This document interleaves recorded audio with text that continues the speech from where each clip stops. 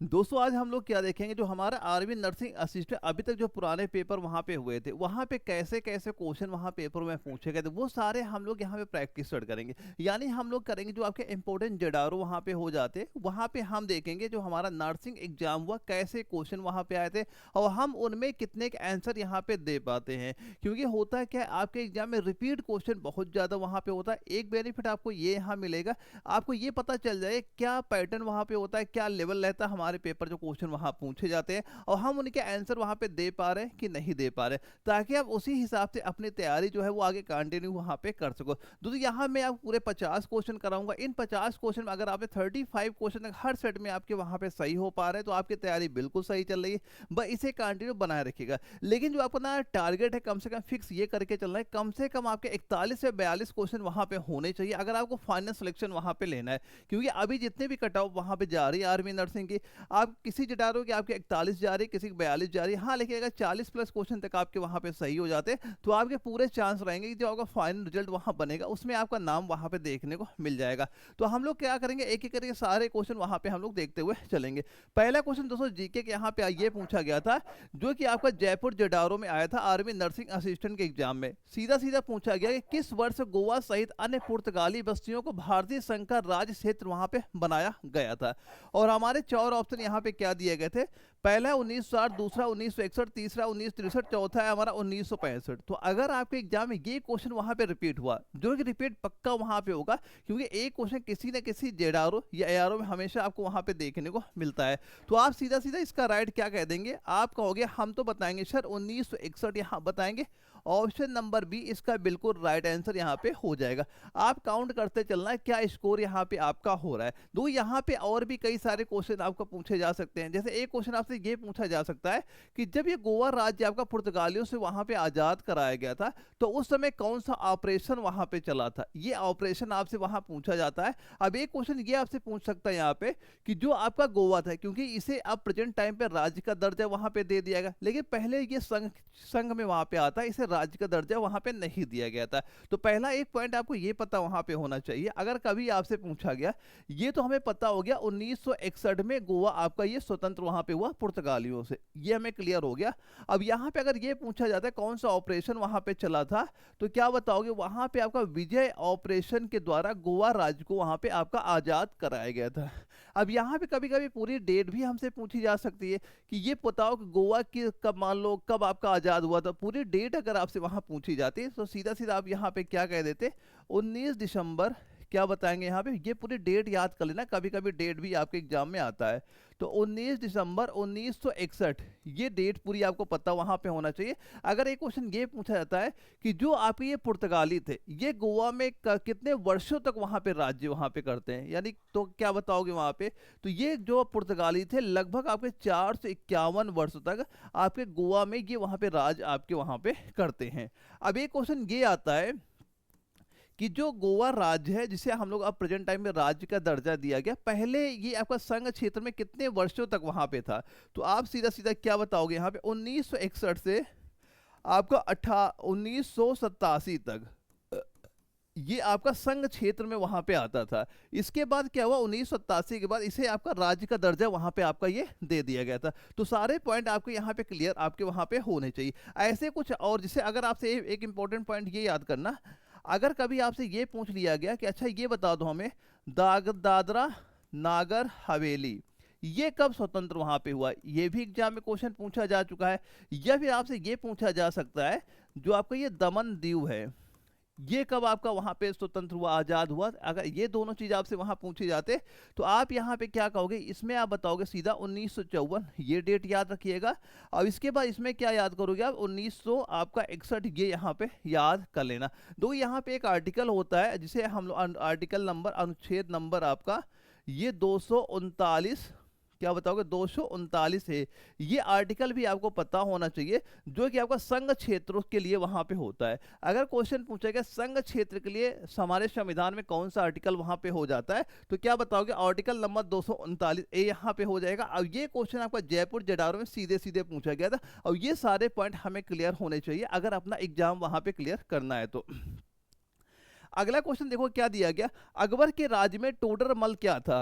जैसे कि अकबर के जो राज में आपके जो नौ रत्न वहां पे थे, उनमें टोडरमल भी उसी में आपके शामिल वहां पे आ जाते हो जाते थे। अब ये ऑप्शन दिया गया, वो क्या थे वहां पे, रक्षा मंत्री थे या प्रधानमंत्री थे, प्रशासन मंत्री थे या राजस्व मंत्री थे। और ये आपका लखनऊ जडारो में क्वेश्चन आपका वहां पूछा गया था। तो अगर ये पूछा गया टोडरमल कौन वहां पे हो जाएंगे, तो आप सीधा सीधा क्या कहोगे, राजस्व मंत्री यहाँ पे हो जाएंगे। ऑप्शन डी पे आपका टिक करना है। इंपॉर्टेंट क्वेश्चन आपका हो जाता है, पेपर में बहुत बार क्वेश्चन रिपीट आपका हुआ। अभी इसके पहले जितने भी आपके एसएससी के एग्जाम वहां पे हुए थे, उनमें टोडरमल के बारे में कहीं ना कहीं से क्वेश्चन आपके हमेशा पेपर में वहां पूछे गए।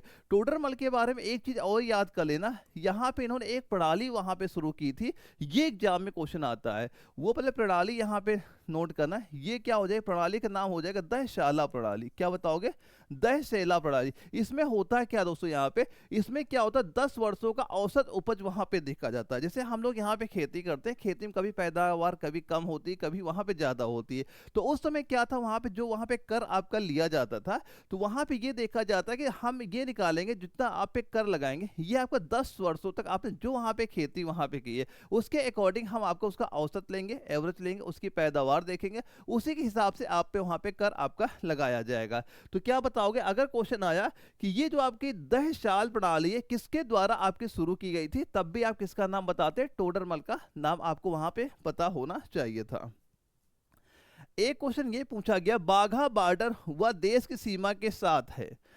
देखो ये तो आपको पता ही होना चाहिए। जैसे कि आप देखा होगा जो आपका, जैसे कि यहाँ पे कई सारे क्वेश्चन और पूछे जा सकते हैं आपसे। जैसे पहले ये बताओ, बांग्लादेश है, पाकिस्तान है, भूटान है, नेपाल है, तो हमसे पूछा गया जो आपका ये बाघा है भारत व देश की सीमा के साथ आपका स्थित। वैसे ये क्वेश्चन आप पढ़ते ही इसका आंसर वहाँ पे आपके दिमाग में आ ही गया होगा। इसके साथ जैसे इसका आंसर पहले नोट करना, क्या हो जाएगा, पाकिस्तान। यहाँ पे ऑप्शन बी आपका राइट आंसर हो जाएगा। देखो जैसे ये हो गया, बाघा भारत व किस देश की सीमा के साथ आता है। अब यहाँ पे ये क्वेश्चन और आपसे पूछा जा सकता है, जैसे बांग्लादेश और भारत के बीच जैसे कि बाघा बॉर्डर पड़ता है, वैसे इनके बीच में क्या क्या चीज वहां पड़ता है और उसको हम लोग किस नाम से जानते हैं, ये भी चीज आपको पता होनी चाहिए। क्योंकि अगर बाघा बॉर्डर का आपसे एग्जाम में क्वेश्चन आया था, तो और भी चीजें आपसे वहां पूछी जा सकती है। फिलहाल आप देखो एक चीज ये याद करना कि जो बाघा बॉर्डर वहां पे है, वहां पे इंडिया का कौन से राज्य का कौन क्या चीज वहां पे आता है, और पाकिस्तान का क्या कौन शहर वहां पे आता है। तो क्या बताओगे, जो भारत का क्या हो जाए, पंजाब का अमृतसर है वो आपका आ जाता है, और जो पाकिस्तान का आपका कराची शहर वहां पे होता है वो आपका आ जाता है। और दोनों चीज आपको वहां पर नहीं, पाकिस्तान का, पाकिस्तान में आप ये याद करें, पाकिस्तान का जो आपका लाहौर है, पाकिस्तान का लाहौर शहर हो गया, और इंडिया क्या हो जाएगा, पंजाब राज्य का जो आपका अमृतसर आता है, उसके बीच में आपकी कौन सीमा हो जाती है, बाघा बॉर्डर वहां पे आती है। बाघा बॉर्डर में एक चीज ये याद करना इंपॉर्टेंट है, ये क्वेश्चन में आता है, यहाँ पे आपका बीटिंग स्ट्रीट, एक चीज ये वहां पे लिख लेना, बीटिंग रिट्रीट, ये एग्जाम में क्वेश्चन आपका पूछा जाता है। ये बताओ जो बीटिंग रिट्रीट है ये पूछा जाता है, ये कहाँ पे आपका होता है, तो कहाँ बताओ, ये आपका बाघा बॉर्डर में ही होता है। इसमें होता है क्या है, जो हमारे यहाँ के बीएसएफ के जवान हो जाते हैं और पाकिस्तान के जो रेंजर्स होते हैं, उनके द्वारा क्या होता है, जो अपने फ्लैग वहां पे होते हैं वो आपका शाम के समय, इवनिंग के टाइम पे क्या वहां पे उतारा जाता है, उसे क्या कहते हैं, बीटिंग रिट्रीट के नाम से आपका जाना जाता है। ये एग्जाम में क्वेश्चन आपका पूछा जा चुका है। अब देखो एक चीज ये याद करना, अब जैसे यहाँ पे जैसे इंडिया बांग्लादेश हो गया, या इंडिया भूटान हो गया, इंडिया नेपाल, अगर इनके बीच में हमसे एग्जाम में क्वेश्चन पूछा जाता है, जैसे ये हो गया इंडिया पाकिस्तान के बीच में बाघा बॉर्डर आता है, तो इन कंट्रियों के बीच में क्या चीज आएगा, ये आप यहाँ पे नोट कर लेना। तो अगर यहाँ हमसे बात ये करता है कि भारत और बांग्लादेश के बीच वहां बात करता है, तो यहाँ पे आप क्या बताते हैं, ये लिखे गए यहाँ पे पेट्रापोल, जैसे बाघा बॉर्डर वैसे पेट्रापोल यहाँ पे हो जाएगा। और क्वेश्चन कैसे पूछा जाएगा, सीधा सीधा पूछेगा, जो पेट्रापोल है भारत व देश की सीमा के साथ है, तो हम लोग आंसर क्या बताते हैं, बांग्लादेश आपको यहाँ पे बताते। अगर ये भारत और नेपाल के बीच में हमसे बात वहां पे करता, तो यहाँ पे हम लोग क्या बोलते हैं, सुनौली, सुनौली, ये नाम आप यहाँ पे नोट कर लीजिएगा। वैसे इसके बाद अगर ये बात करता, नेपाल हो गया, भूटान के साथ अगर हमसे बात करता, तो भूटान में आप यहाँ पे नोट करना, आपसे क्या बताओगे, फुंट शोलिंग, फुंट शोलिंग, ये पॉइंट यहाँ पे नोट कर लेना। आपसे कोई भी पॉइंट एग्जाम में क्वेश्चन पूछा जा सकता है। सीधा क्वेश्चन कैसे आएगा, ये बताओ आपका सुनौली भारत व देश की सीमा के साथ आपका कहाँ पे आता है? तो आप क्या बताओगे? सुनौली का पूछेगा, नेपाल, आपको सीधा सीधा राइट आंसर वहां पे पता होना चाहिए। और देखो दोस्तों, ये आपका जो बाघा बॉर्डर होता है, ये आपका अटारी बाघा चेक पोस्ट के नाम से आपका जाना जाता है। किस नाम से आपका जाना जाएगा? आप कहोगे अटारी बाघा चेक पोस्ट के नाम से आपका ये जाना जाता है। कंफ्यूज कभी आपको वहां पे नहीं होना है। अगले क्वेश्चन की बात करें, जो कथकली नृत्य किस राज्य से संबंधित आपका वहां पे हो जाता है? दानापुर जडारो में सीधे सीधे क्वेश्चन आपका पूछा गया। तमिलनाडु होगा, केरल होगा, या कर्नाटक होगा, या आंध्र प्रदेश होगा? तो आप इसका राइट आंसर वहां पे क्या बताओगे कि जो कथकली नृत्य है किस राज्य से संबंधित आपका हो जाएगा? तो आप यहाँ पे कहोगे सर हम तो क्या कहेंगे, केरल राज्य बताएंगे। ऑप्शन नंबर बी आपका राइट आंसर यहाँ पे हो जाता है। केरल राज्य में एक और फेमस नृत्य आपका हो जाता है जिसे हम लोग बोलते हैं मोहिनी अट्टम। मोहिनी अट्टम, ये भी आप यहाँ पे नोट कर लेना, इंपॉर्टेंट है, पेपर में क्वेश्चन ये पूछा जा चुका है। इसके बाद तमिलनाडु में एक आपका आता है भरतनाट्यम आता है, ये भी इंपॉर्टेंट आपका हो जाता है, भरतनाट्यम। कोई ना कोई आपके एग्जाम में क्वेश्चन यहाँ बिल्कुल टकराएगा। और आंध्र प्रदेश में आप एक याद करना, कुचिपुड़ी। आंध्र प्रदेश में क्या याद कर लोगे यहाँ पे? कुचिपुड़ी फेमस आपका नृत्य वहाँ पे हो जाता है, इंपॉर्टेंट हो जाता है। और इसके बाद ये आपके वो क्वेश्चन है जो कहीं ना कहीं एग्जाम में क्वेश्चन कभी ना कभी आपके एग्जाम में कई बार पूछे जा चुके हैं। तो भरतनाट्यम आपका वेरी इंपॉर्टेंट यहाँ पे होता है, और मोहिनी अट्टम भी फेमस आपका आता है, कुचिपुड़ी भी आता है। ये आपके ऐसे कुछ नृत्य वहाँ पे हो जाते हैं, वो कभी ना कभी किसी न किसी एग्जाम में हमेशा क्वेश्चन यहाँ से पूछे गए हुए थे। अब एक क्वेश्चन आया था, अंतरराष्ट्रीय तिथि रेखा कहाँ से आपकी गुजरती है? और आपका ये जबलपुर जडारो में पूछा गया। यानी हम लोग यहाँ पे वो सिलेक्टेड क्वेश्चन कर रहे हैं कि जो अक्सर आपके एग्जाम में क्वेश्चन वहाँ पूछे जाते हैं। तो अब ऐसे क्वेश्चन का स्किप बिल्कुल नहीं करना है, क्योंकि अगर आप इनके आंसर वहाँ दे पा रहे हो, जब आप अपने पेपर में बैठोगे बिल्कुल वहाँ पे आपका सिलेक्शन आपका हो जाएगा। ये बताओ, अंतरराष्ट्रीय तिथि रेखा कहाँ से गुजरती है? हिंद महासागर होगा, प्रशांत महासागर होगा, भारत होगा, या ग्रीनविच होगा? तो आप क्या कहोगे इसका राइट आंसर? आप कह दोगे सर हम कहेंगे प्रशांत महासागर कहेंगे। ऑप्शन बी इसका राइट आंसर यहाँ पे हो जाएगा। यानी दोस्तों, जो आपकी अंतरराष्ट्रीय तिथि रेखा होती है, ये आपका 180 अंश देशांतर पर प्रशांत महासागर से गुजरती है, जो कि तिथि बदलने की मानक रेखा आपकी वहां पे हो जाती है। तो क्या बताओगे आप? प्रशांत महासागर। अगले क्वेश्चन की बात करें, जो वीर बाल दिवस है ये कब आपका मनाया जाता है? वीर बाल दिवस अब कब मनाया जाता है? 2 अक्टूबर है, 12 जनवरी है, 5 सितंबर है, या 26 दिसंबर है? दो यहाँ पे कंफ्यूज कभी ना होना, यहाँ 2-3 वर्ड इससे मिलते जुलते भी आपके होते हैं, मैं अभी वो भी क्लियर आपको करूंगा। तो आप राइट आंसर क्या बताओगे? ये हो जाएगा 26 दिसंबर यहाँ पे हो जाता है। इसमें हुआ क्या दोस्तों, जो आपका ये वीर बाल दिवस यहाँ पे था, ये 26 दिसंबर को गुरु गोविंद सिंह के जो पुत्र के शहादत की याद में आपका ये मनाया जाने लगा था। यानी हुआ क्या था दोस्तों, यहाँ पे आपका 1705 ईस्वी में जो मुगलों द्वारा दीवार में यहाँ पे क्या गुरु गोविंद सिंह के जो पुत्र थे उनको वहां चिनवाकर वहां शहादत वहां पे कर दिया, उनको शहीद वहां पे कर दिया गया था। यानी तो तब से क्या हुआ, आपका एक डेट ये यहाँ पे याद कर लेना, 9 जनवरी 2022 यानी तब से ये आपका मनाया जाने लगा। अगर क्वेश्चन ये आता है कि जो आपका वीर बाल दिवस है ये कब से आपका मनाया जाता है, तो क्या बताओगे? 9 जनवरी 2022 से ये आपका मनाया जाना स्टार्ट हुआ था, जहां पे इसकी घोषणा ये वहां पे प्रधानमंत्री के द्वारा वहां पे की गई थी। तो आप ये डेट क्या कहोगे, वीर बाल दिवस कब मनाया जाता है? आप कहोगे 26 दिसंबर को आपका ये मनाया जाता है। और इस 9 जनवरी 2022 को इसकी घोषणा वहां पे की गई थी कि आपका ये हर साल 26 दिसंबर को आपका ये मनाया जाएगा। अब यहाँ पे देखो 2 पॉइंट और नोट करना, कंफ्यूज कभी ना होना।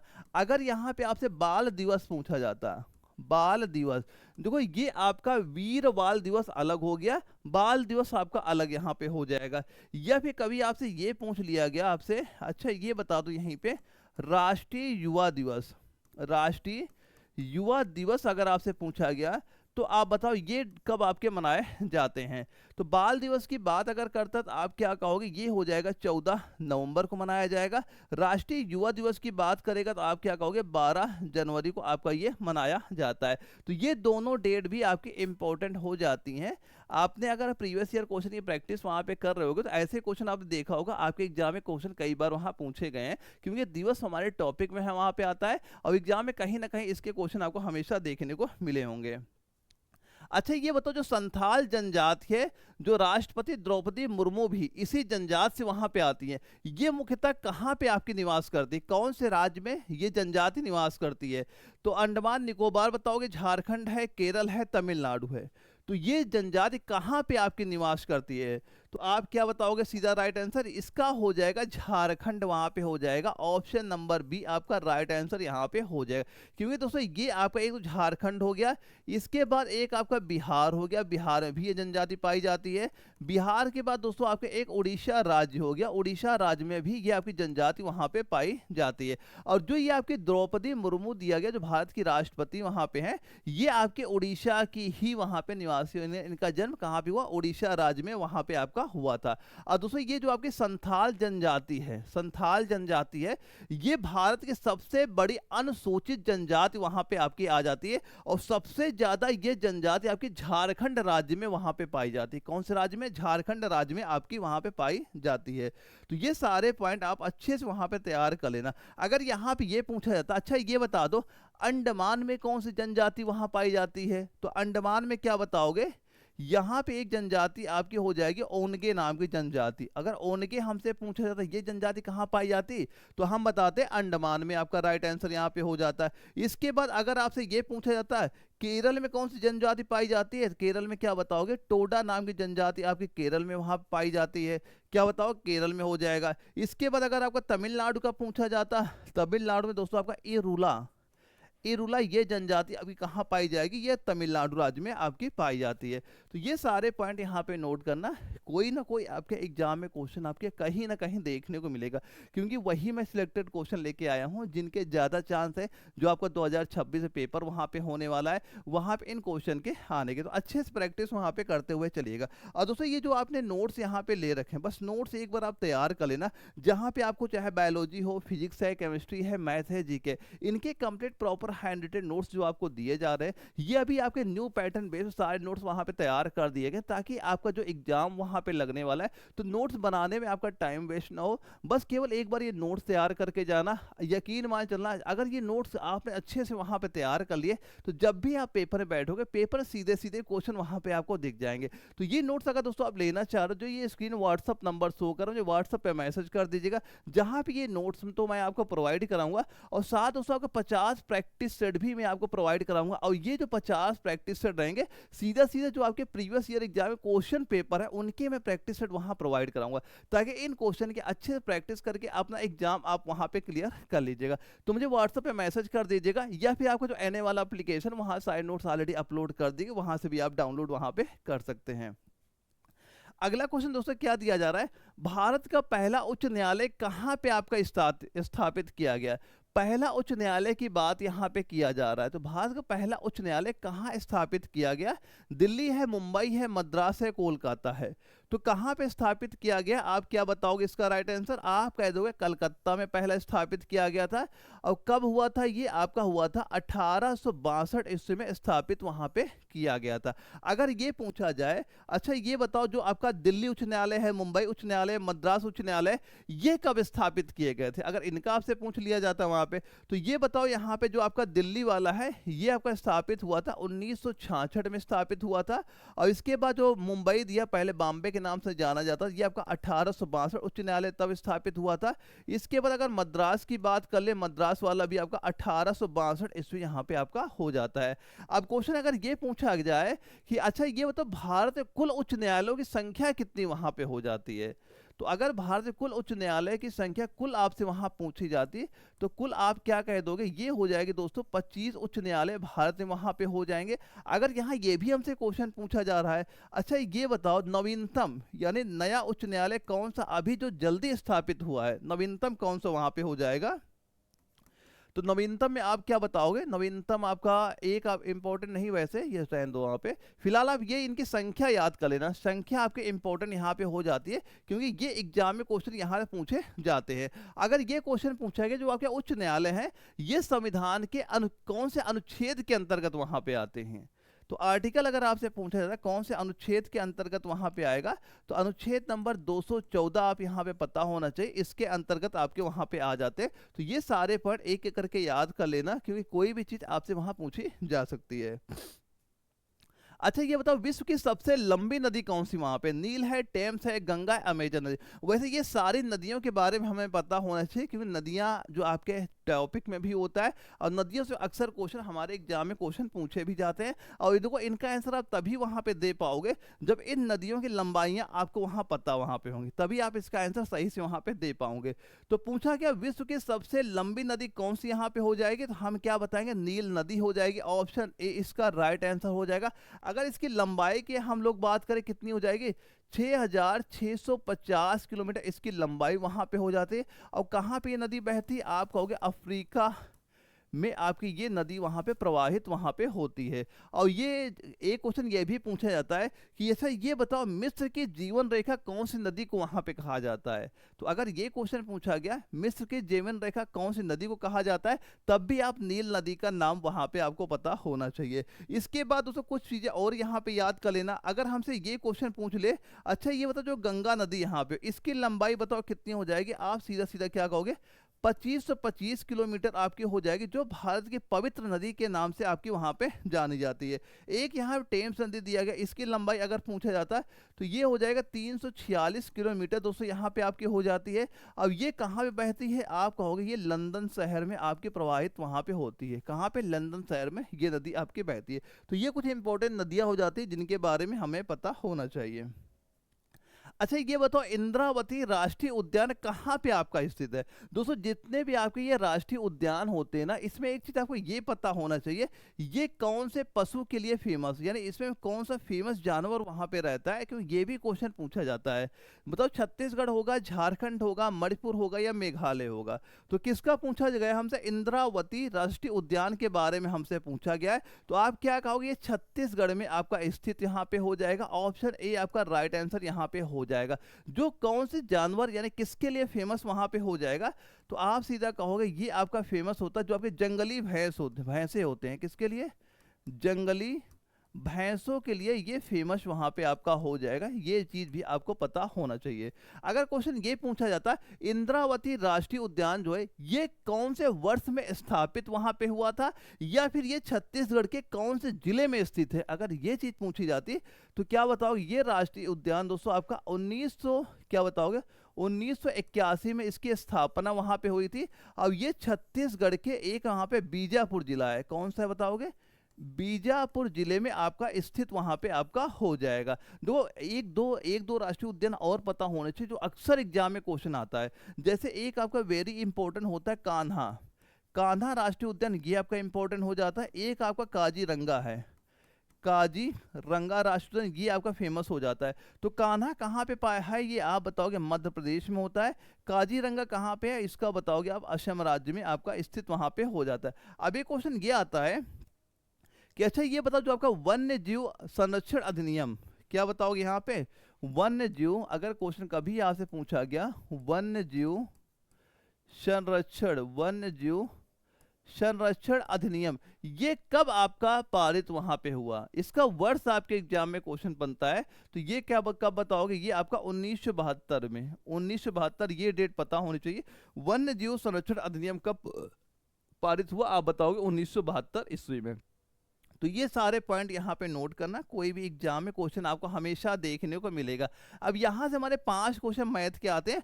मैथ के बिल्कुल बेसिक सवाल रहते हैं। अगर थोड़ी बहुत कैलकुलेशन आती है 5 क्वेश्चन आप ये मान चलना फ्री के आपके वहाँ पे आते हैं। तो मेन फोकस आपको मैथ पे नहीं करनी, मेन आपको जीके और साइंस में अच्छी खासी पकड़ बनानी है अगर आपको एग्जाम वहाँ पे क्वालिफाई करना है। देखो इसमें सीधा सीधा क्या बोला गया, 10 टी शर्ट का विक्रय मूल्य 13 टी शर्ट के लागत मूल्य के बराबर है, तो लेन देन में हुए लाभ का परसेंटेज बता दो वहां पे कितना हो जाएगा।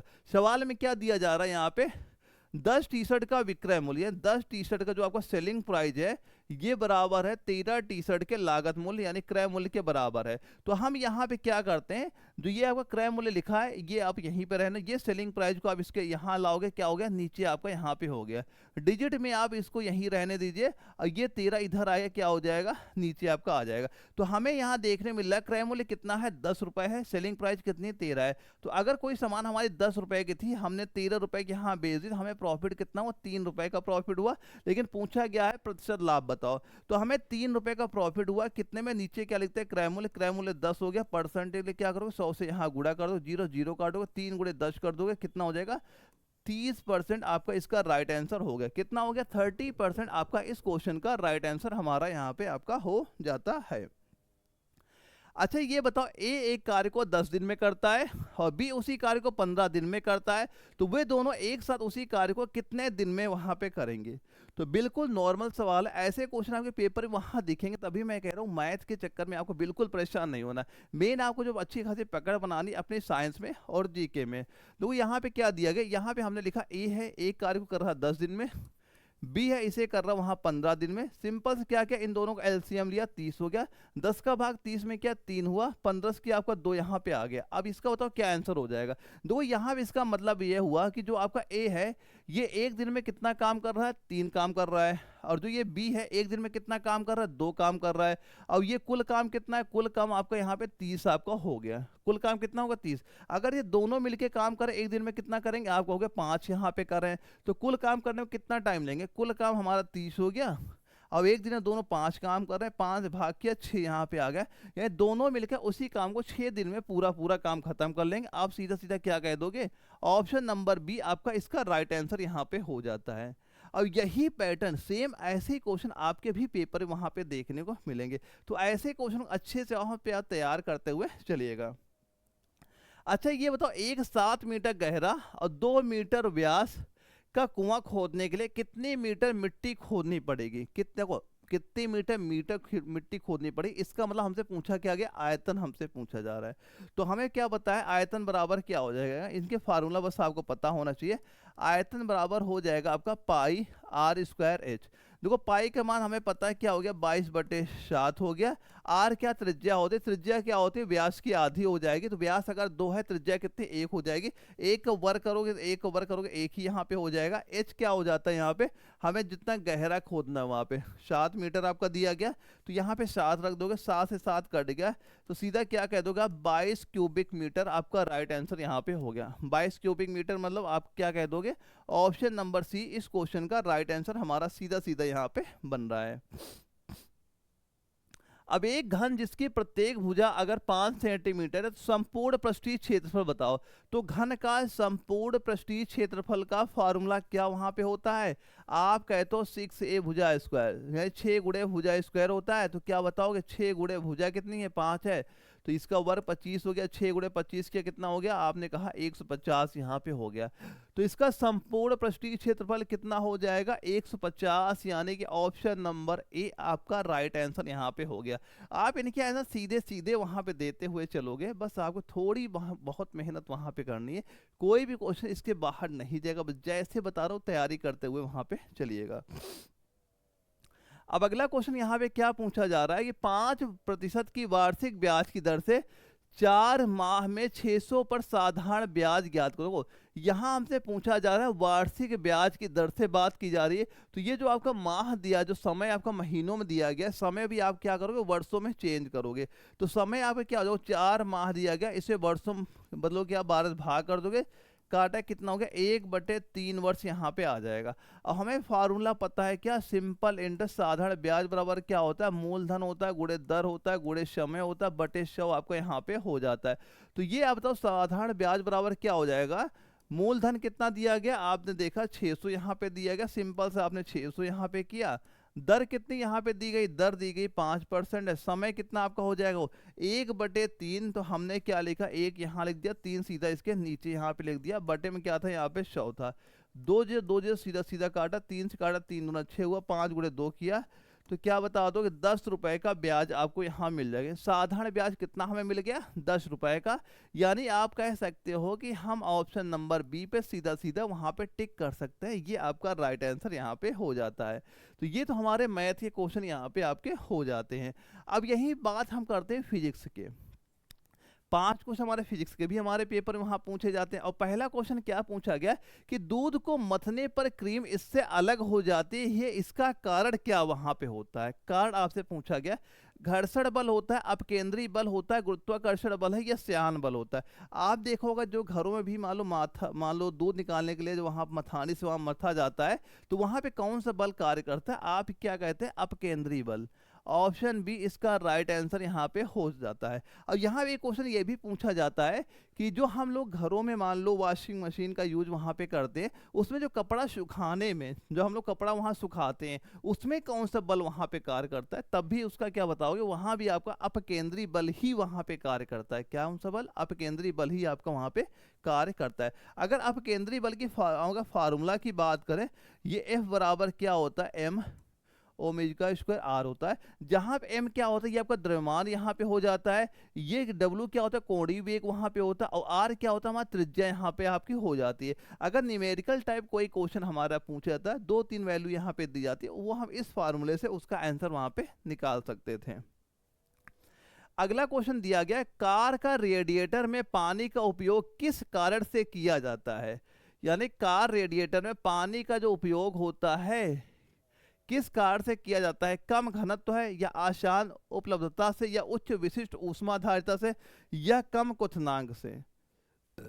तो आप क्या बताओगे इसका राइट आंसर, तो आप सीधा सीधा क्या कहोगे, हम तो सर कहेंगे उच्च विशिष्ट ऊष्माधारिता की वजह से। ऑप्शन नंबर सी आपका राइट आंसर यहाँ पे हो जाता है। अगर ये बात करें कि जो पानी होता है इसकी आपका विशिष्ट ऊष्माधारिता पानी की वहां पे कितनी वहां पे होती है, तो क्या ये नोट करना 4.18 इतनी आपकी यहाँ पे हो जाएगी। ये आपका इंपॉर्टेंट है, पेपर में ये क्वेश्चन आपका पूछा भी जाता है।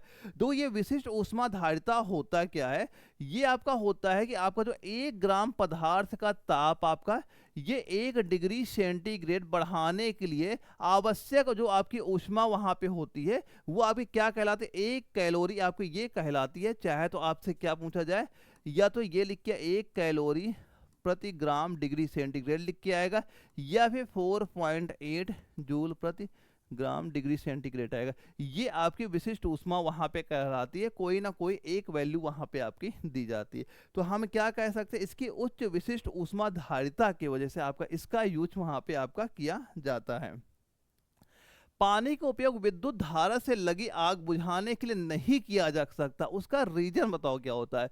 यानी पानी का उपयोग आपका विद्युत धारा से लगी आग, यानी अगर करंट से मान लो कहीं पे आग वहां पे लग गई, तो क्या आप ये कहोगे भाई हम पानी वहां पे डाल के बुझा दें। तो भाई ऐसा करो, क्या होगा, जो आपकी करंट होगी वो आप पे भी तो वहां पे आ जाए, उसका झटका आप पे भी वहां पे लग सकता है। तो वही पूछा जा रहा है क्या रीजन वहां पे हो सकता है। तो रीजन आप क्या बताओगे, इसका दोस्तों सीधा सीधा रीजन होता है इससे विद्युत आघात हो सकता है। इसका मतलब ये होता है अगर आप पानी से वहां उस आग को वहां बुझाओगे तो वो करंट का असर उसी पानी के माध्यम से आप तक वहां पहुंच जाएगा और आपको भी उसका झटका वहां पे लग सकता है। तो क्या कह दोगे, ऑप्शन ए इसका बिल्कुल राइट आंसर यहाँ पे आपका हो जाता है। और जो आपका ये विद्युत धारा से वहां पे आग लगती है, इसके लिए किसको बुझाने के लिए किसका यूज वहां पे किया जाता है, आप कहोगे कार्बन डाइऑक्साइड का यूज होता है, या फिर आप सूखा पाउडर का यूज वहां पे किया जाता है। तो क्या बताओगे, कार्बन डाइऑक्साइड का यूज वहां पे आपका किया जाता है। ये आपका इंपॉर्टेंट यहाँ पे हो जाता है, क्योंकि दोस्तों होता है क्या ना, जो आपका ये जल होता है ना, जो पानी आपका वहां पे होता है, ये क्या होता है आपका H+ और आपका OH-, इसमें आपका ये डिवाइड वहां पे हो जाता है। और इसी वजह से अगर आप कहीं पे मान लो विद्युत से आग वहां पे लगी होगी, अगर उसमें आप पानी वहां पे डाल दोगे, इसकी वजह से ये करंट आप तक वहां पे आ जाएगा, इसी की वजह से वहां पे। तो आप क्या कहोगे, किसका यूज होता है, ये रीजन होता है, यूज नहीं किया जाता है। और इसकी जगह किसका हम लोग यूज करते हैं, कार्बन डाइऑक्साइड का या आप सूखे पाउडर का यूज वहां पे आपका किया जाता है। अगर हम लोग देखें अगला क्वेश्चन क्या दिया गया है, डिटर्जेंट मिलाने पर पानी का पृष्ठ तनाव क्या होगा। डिटर्जेंट मिलाने पे पानी का जो पृष्ठ तनाव होता है क्या होता है, बढ़ जाता है, घट जाता है, कोई परिवर्तन नहीं होगा, या शून्य हो जाएगा। ये सीधा सीधा आपके जयपुर जटारो में क्वेश्चन पूछा गया है। तो हमें भाई पता है अगर आप डिटर्जेंट वहां मिला दोगे तो आपका जो पानी का पृष्ठ तनाव क्या होता है, हम सीधा सीधा क्या कहेंगे भाई घट ही तो जाएगा वहां पे, घट जाता है। ऑप्शन नंबर बी पे आपको वहां पे टिक कर देना। काउंट करते चलो दोस्तों कितना स्कोर यहाँ पे आपका हो रहा है। बस मैं जो यहाँ पे 100 सेट यहाँ पे कराने वाला हूँ, बस एक बार सारे सेट अच्छे से वहाँ पे तैयार करिएगा। इसके बाद जब भी आपका पेपर लगेगा, पेपर सीधे सीधे क्वेश्चन आपको वहाँ पे देखने को मिलेंगे, लेकिन ये सारी चीज़ें अच्छे से वहाँ पे तैयार करते हुए चलिएगा। अगला क्वेश्चन देखते हैं क्या दिया जा रहा है यहाँ पे, कि निम्नलिखित में से कौन सा आपका आपका ऑप्टिकल आपका एल्यूजन यहाँ पे होता है। निम्नलिखित में से कौन सा ऑप्टिकल एल्यूजन है। यहाँ इंद्रधनुष होगा, अर्थ साइन होगा, हेलो होगा या मिराज होगा। तो हमसे क्या पूछा गया यहाँ पे, ये बताओ ऑप्टिकल एल्यूजन इसमें कौन सा वहां पे आपका हो जाएगा। तो आप क्या कहोगे, जो आपका मिराज यहाँ पे होता है। ऑप्शन डी आपका राइट आंसर यहाँ पे हो जाता है। यानी जो मिराज होता है वायुमंडल में प्रकाश के अपवर्तन से बनने वाली ऑप्टिकल आपका एल्यूजन होता है। जैसे आप देखा होगा कि रेगिस्तान में पानी का दिखना, देखा होगा कि जैसे कि रेगिस्तान में कहीं पे वहां पे आप जाते होंगे, आपको ये लगता होगा भाई आगे पानी की झील वहां पे है। या भी कभी गर्मियों में आपने ये देखा होगा कि रोड इतनी चमकती वहां पे है कि हमें ये लगता है रोड में आगे तो पानी वहां पे फैला हुआ है रोड के अंदर। इसका मेन रीजन क्या होता है, यही आपका मिराज, ये आपका रीजन वहां पे हो जाता है। तो सीधा सीधा क्या कह दोगे, ऑप्शन नंबर डी इस क्वेश्चन का राइट आंसर हमारा यहाँ पे हो जाता है। अगले क्वेश्चन की अगर हम लोग बात करते हैं कि जो आपका कृत्रिम रेशा के रूप में जाना जाता है, केमिस्ट्री क्वेश्चन हमारे स्टार्ट होते हैं। 15 क्वेश्चन हमारे केमिस्ट्री के भी एग्जाम में वहां पे आते हैं। 15 केमिस्ट्री, 15 बायोलॉजी, यानी बायोलॉजी केमिस्ट्री में जिसने अपनी अच्छी पकड़ वहां बना ली, मान चलना सिलेक्शन उसका कंफर्म है। और जो ये आपके नोट्स वहां पे मैंने दे रखे हैं ना, इनके जितने भी मैंने क्वेश्चन आपके एमसीक्यू टाइप कर दिए हैं या प्रीवियस ईयर एग्जाम के जो क्वेश्चन दिए हैं, बस वो तैयार कर रट्टा मार लेना, जैसे पढ़ना वैसे पढ़ना, बस पढ़ के पेपर में आपको बैठ जाना है। पेपर में क्वेश्चन जब भी पेपर देने जाओगे, आपको सीधे सीधे वहां से आपको देखने को मिल जाएंगे। ये बताओ कृत्रिम रेशा के रूप में वहां पे जाना जाता है। और दोस्तों ये जो कृत्रिम रेशा की खोज भी आपसे पूछा जाता है, ये आपका जीके वाले पार्ट में वहां पे आता है। बताओ पॉलीथीन होगा, रेयान होगा, टेफ्लॉन होगा या पॉलीएस्टर हो जाएगा। तो राइट आंसर क्या बताओगे यहाँ पे, कृत्रिम रेशा के रूप में वहां पे जाना जाता है। हम कहेंगे भाई रेयान के रूप में आपका जाना जाता है। ऑप्शन नंबर बी आपका राइट आंसर यहाँ पे हो जाता है। दोस्तों जो आपको ये रेयान होता है, एक कृत्रिम रेशम होता है जो किस किस से बनता है, आप कहोगे सेल्यूलोज से। किससे बनता है, ये आपका सेल्यूलोज से बनता है। किससे बनता है, सेल्यूलोज के द्वारा आपका यहाँ पे बनता है। अब इसका उपयोग पूछा जाए कहाँ पे होता है, जैसे आपका कपड़े हो गए या टायर कार्ड हो गया या चिकित्सा जो सामग्रियां वहाँ पे होती है, वहाँ पे ये आपका बनता है। तो क्या कह दोगे, ऑप्शन बी इसका बिल्कुल राइट आंसर यहाँ पे हो गया। अगर क्वेश्चन ये आपसे पूछा जाता है कि जो आपका रेयान है, ये बताओ जो आपका रेयान है इसकी खोज आपसे पूछ ली जाए कि बताओ जो आपका रेयान होता है, रेयान की खोज कब वहां पे की गई थी और किसके द्वारा वहां पे की गई थी। तो पहले तो बताओ रेयान की खोज किसके द्वारा, मतलब कब वहां पे हुई थी। आप बताओगे 1891 में रेयाज वो आपका रेयान की खोज हुई थी। और किसके द्वारा वहां पे हुई थी, आप कहोगे लुई हिलेयर। क्या बताओगे, लुई हिलेयर के द्वारा वहां पे हुई थी। तो ये दोनों पॉइंट यहाँ पे नोट करना। रेयान की खोज 1891 में हुई, किसके द्वारा हुई, लुई हिलेयर के द्वारा इसकी खोज वहां पे हुई थी। तो सारी चीजें आप अच्छे से वहां पे तैयार करते हुए चलिएगा। अगला क्वेश्चन ये दिया जा रहा है, निम्नलिखित में से किसमें तेज फल जैसी सुगंध होती है। निम्नलिखित में से किसमें आपका तेज फल जैसी सुगंध वहां पे होती है।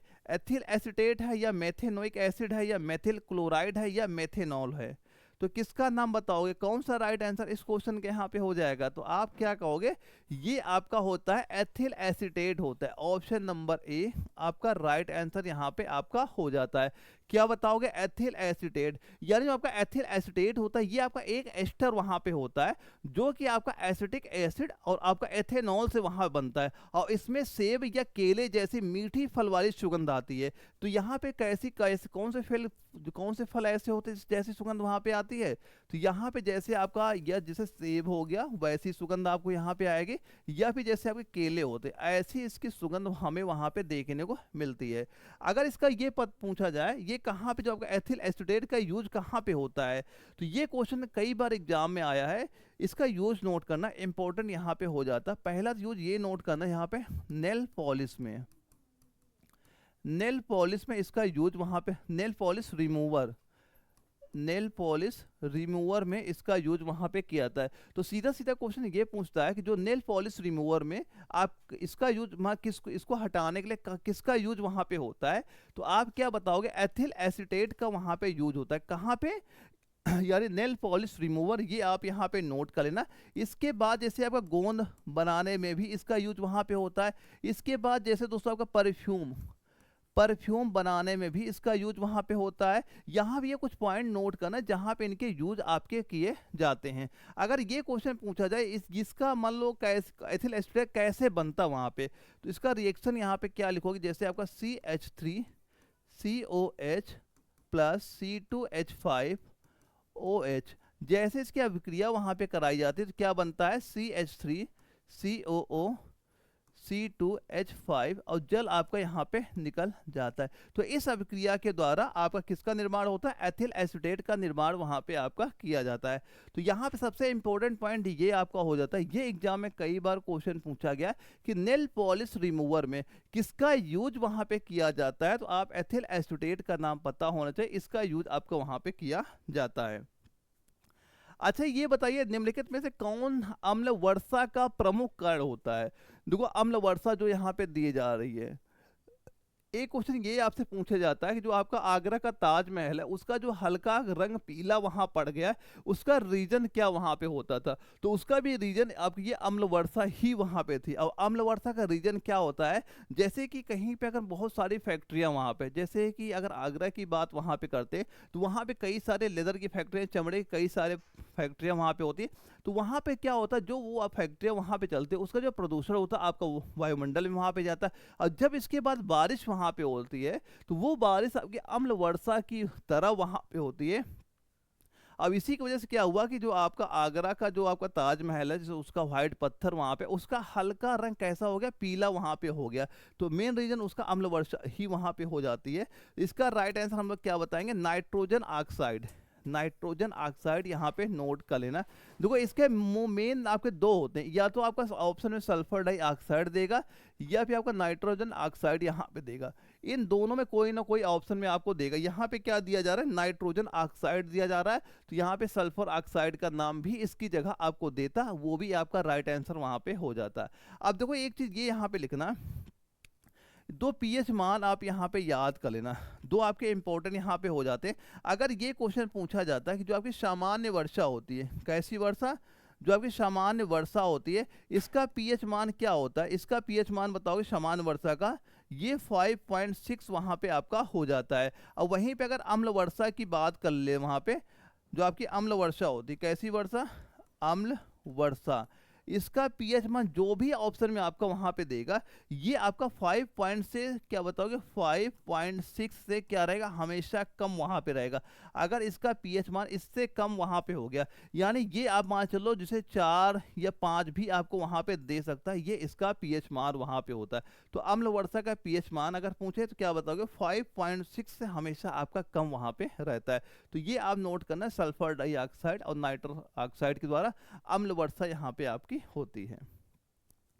अगला क्वेश्चन हम लोग देखते हैं क्या दिया जा रहा है कि एनायन किससे बनते हैं, जो आपके एनायन होते हैं किसके द्वारा बनते हैं, इलेक्ट्रॉनों की हानि से, इलेक्ट्रॉनों की प्राप्ति से, न्यूट्रॉनों की प्राप्ति से, या न्यूट्रॉनों की हानि से। तो आप बताओ क्या बताओगे यहाँ पे, जो आपके एनायन, भाई ये क्वेश्चन आप पढ़ते ही इसका आंसर आ गया होगा दिमाग में, ये होता है क्या, इलेक्ट्रॉनों की प्राप्ति से क्या होता है, एनायन हमारा बनता है।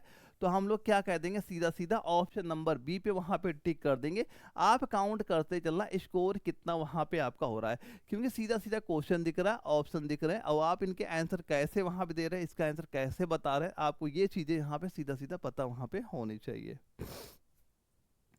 अगला क्वेश्चन दिया जा रहा है, निम्नलिखित में कौन सा आपका एल्डिहाइड है, इनमें से हमें ये बताना है कौन सा आपका एल्डिहाइड है, प्रोपेनॉल है, ये प्रोपेनल है, या प्रोपेनॉल हो जाएगा, या प्रोपाइन यहाँ पे हो जाएगा। तो इनमें से एल्डिहाइड हमारा कौन सा, ये चीज हमसे पूछी जा रही है। तो आप क्या बताओगे, ये आपका जो प्रोपेनल होता है, क्या होता है, प्रोपेनल, यानी ऑप्शन नंबर बी आपका राइट आंसर, ये आपका एल्डिहाइड वहां पे हो जाता है। प्रोपेनल का अगर सूत्र की बात करें क्या होता है, ये आपका हो जाएगा CH3CH2 CHO आपका हो जाता है। ये आपका एक एल्डिहाइड वहां पे होता है, जिसमें क्या होता है, आपका एक CHO समूह वहां पे होता है, क्या होता है, CHA आपका समूह यहाँ पे होता है। इसके अलावा जितने भी यहाँ पे दिए गए ये सारे कार्यात्मक समूह वाले वहां पे आपके हो जाते हैं।